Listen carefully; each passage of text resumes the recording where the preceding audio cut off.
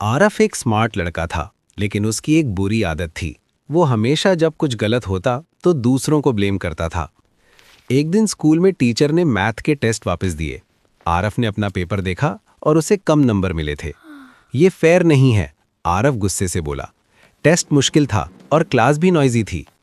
Teacher ने मुस्कुराते हुए कहा, आरफ, कभी कभी प्रॉब्लम टेस्ट या दूसरों में नहीं होती, बल्कि हमें खुद जिम्मेदारी लेनी होती है। आरफ को ये बात समझ नहीं आई। शाम को आरफ घर आया और एक टॉय कार बनाने लगा जो उसके फादर ने दी थी। लेकिन जब वो सही से नहीं बनी तो उसने फिर कहा, ये टॉय ही खराब है, इंस्ट्रक्शंस भी कंफ्यूजिंग है।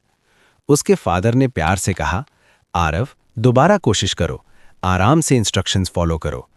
आरफ ने गहरी सांस ली और दोबारा ट्राई किया। इस दफा उसने हर स्टेप ध्यान से फॉलो किया। थोड़ी देर बाद टॉय कार चलने लगी। आरफ खुश हो गया। उसे समझ आ गया कि जब वो खुद मेहनत करता है और फोकस करता है तो वो चीजें ठीक कर सकता है। अगले दिन स्कूल में आरफ ने मेहनत से स्टडी की और प्रैक्टिस की। धीरे धीरे उसके नंबर्स इंप्रूव होने लगे।